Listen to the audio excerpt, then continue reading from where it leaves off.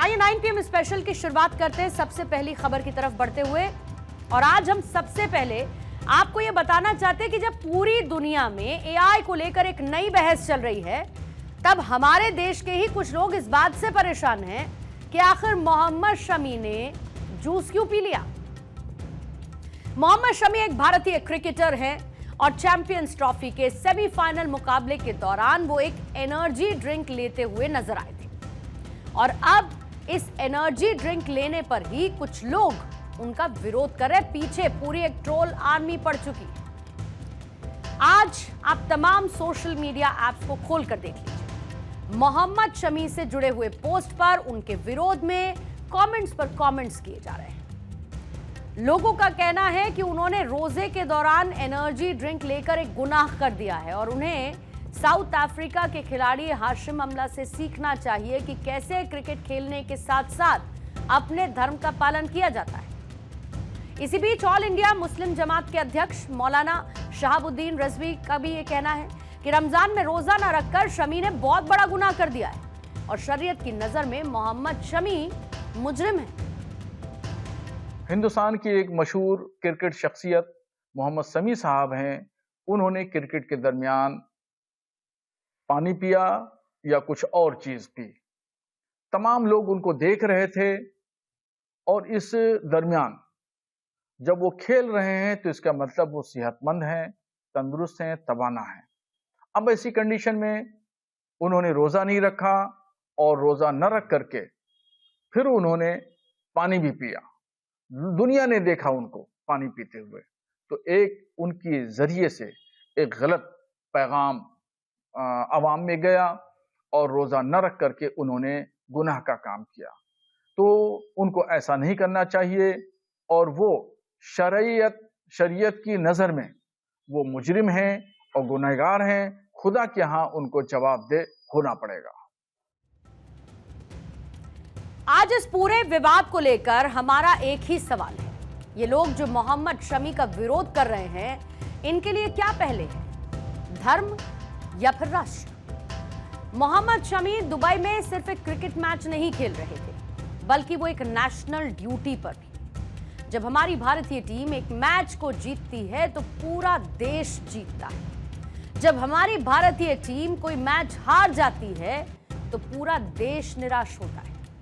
यानी कि भारतीय टीम के हर एक खिलाड़ी के ऊपर 140 करोड़ भारतीयों की उम्मीद होती है। और ऐसे में मोहम्मद शमी भी सिर्फ एक मुसलमान नहीं, बल्कि उससे पहले वो एक भारतवासी हैं और उनके ऊपर जिम्मेदारी है कि वो पूरी तरीके से फिट रहें और अपने खेल को सबसे बेहतर ढंग से सामने रखें, बेस्ट खेलें। और इसीलिए आज हम इस पूरे विवाद के बीच बिना किसी इफ एंड बट के ये बात साफ कर दें कि मोहम्मद शमी एक देशवासी के रूप में अपने कर्तव्यों का पालन कर रहे हैं और वो कुछ भी गलत नहीं कर रहे थे।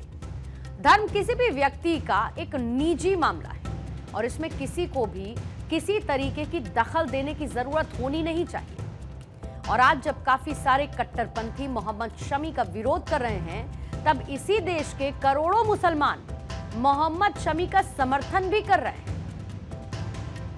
कोई आदमी कुछ भी बोल देता है। इस्लाम का गुनाहगार कोई मुसलमान एकदम नहीं बन सकता। यहाँ तक कि गैर मुस्लिम भी जब कुछ ज्यादा वो करता है, वो भी इस्लाम का गुनाहगार नहीं, एकदम से नहीं बन सकता। इस्लाम का गुनाहगार आप कोई भी मौलाना आ जाता है कि एकदम इस्लाम का गुनाहगार बन जाता है, ये सही नहीं है। रोजा हर मुसलमान पर फर्ज है और जब इंसान सफर में होता है, सफर के बहुत सारी गुंजाइश है। ये इमाम साहब को कुछ बुक्स पढ़नी चाहिए इस्लाम की। इमाम साहब को ये टीआरपी के लिए नहीं करना चाहिए और इसके लिए लोगों को जागरूक करना चाहिए। नहीं, ट्रोल करने वालों को भी सोचना चाहिए, वो मैच खेल रहा है, आपके देश के लिए खेल रहा है, तो उन्हें ऐसी बातें नहीं करना चाहिए। रोजा रख के वो कैसे बॉलिंग करेगा, थोड़ा बहुत ध्यान तो देना चाहिए। ट्रोल करने वालों के अंदर बिल्कुल दिमाग नहीं है। हम रोजा रख के थोड़ी देर गर्मी में कहीं जाते हैं तो सांस फूलने लगती, प्यासी लगने लगती, वो बॉलिंग कैसे करेगा। बिल्कुल ही बेबुनियाद है, इलॉजिकल है और ये उनका अपना पर्सनल मैटर है कि वो रोज़ा रखे या ना रखे। हम या आप उस पर तनकीद करने वाले या उंगली उठाने वाले कोई नहीं होते हैं। और आप सबको मालूम है कि मोहम्मद शमी ऑलरेडी टूर कर रहे हैं, वो ऑलरेडी सफ़र में हैं, तो लिहाजा अगर उन्होंने रोज़ा नहीं रखा है तो इसमें कोई हर्ज नहीं। मैं उनको ये बता देना चाहता हूँ कि सबकी अपनी अपनी मजबूरियां होती हैं अगर वो मजबूरी शरीयत के दायरे में है और उसको रोज़ा तोड़ने की ज़रूरत पड़ती है तो उस पर इस्लाम इजाज़त देता है। और अगर शरीयत के खिलाफ किसी ने शरीयत के दायरे से हट के अगर रोज़ा उन्होंने तोड़ा है तो गुनाहगार हैं। फिर भी ये मसला मोहम्मद शमी और अल्लाह के बीच का है, तो इसमें किसी को जज बनने की ज़रूरत नहीं है कि उन्होंने बहुत बड़ा गुनाह किया है, ऐसा किया है, वैसा किया है। देखिए, ये बंदे और अल्लाह के बीच का मामला है, इसमें मुल्ला को बोलने की जरूरत नहीं है, क्योंकि वो अपना राष्ट्र कर्तव्य निभाने के लिए गए हुए हैं और धर्म हमारा इसकी इजाजत देता है, क्योंकि हमारे दीन में जबरदस्ती नहीं है। और मुल्ला जी कह रहे हैं माफी मांगिए, आपने गुनाह किया है, तो गुनाह तो आपने किया है ये बोलकर, क्योंकि आपको बोलने का अधिकार नहीं था, आपको दीन के बारे में मालूमात नहीं है, तो इसलिए आपने जब ये बोला तो अब आपको माफी मांगना चाहिए पूरे देश से, क्योंकि वो हमारे राष्ट्र का धर्म निभाने के लिए गए हुए हैं और रोजा आकर वो रखेंगे, क्योंकि वो सफर में है, सफर में रोजा रखने की छूट है हमारे दीन इस्लाम में। इसलिए आपको अज्ञानता है, अज्ञानता के चलते आपने बोला है, आप पूरे देश से माफी मांगिए। मोहम्मद शमी के साथ आज पूरा देश खड़ा है। मोहम्मद शमी भारत के लिए एक एसेट है, लेकिन कुछ मुसलमान आज मोहम्मद शमी को धर्म का पाठ पढ़ाना चाहते हैं।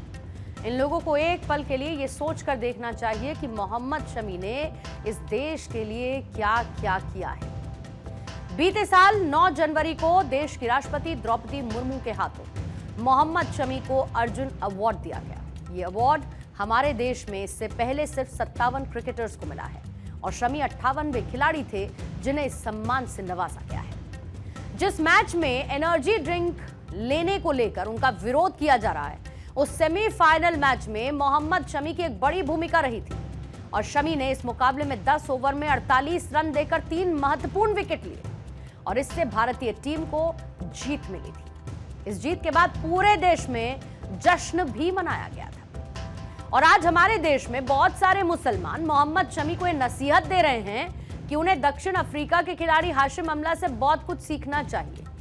और यहां पर ये लोग उस मैच का जिक्र कर रहे हैं जो हाशिम अमला ने साल 2012 में इंग्लैंड के खिलाफ खेला था और इसमें शानदार 311 रन की नाबाद पारी खेली थी। विरोध कर रहे लोगों का कहना है कि उस मैच के दौरान हाशिम अमला ने रोजा रखा हुआ था, वो रोजेदार थे, लेकिन इन लोगों का ये तथ्य पूरी तरह से गलत है और ये एक फेक खबर है।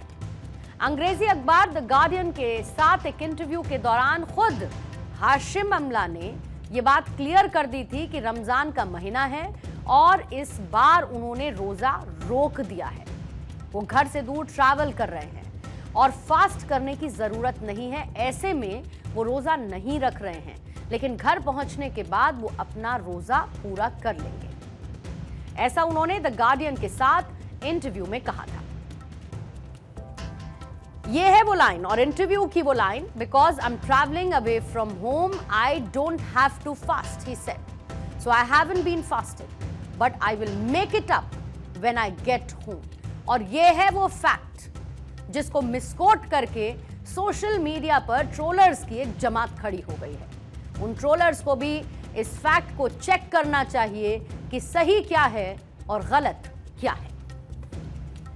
यानी कि हाशिम अमला की एक फेक न्यूज के साथ हमारे देश में कुछ लोग एक ऐसे मुसलमान को ट्रोल कर रहे हैं जिसने कुछ भी गलत नहीं किया, वो सिर्फ अपनी नेशनल ड्यूटी को निभा रहा है।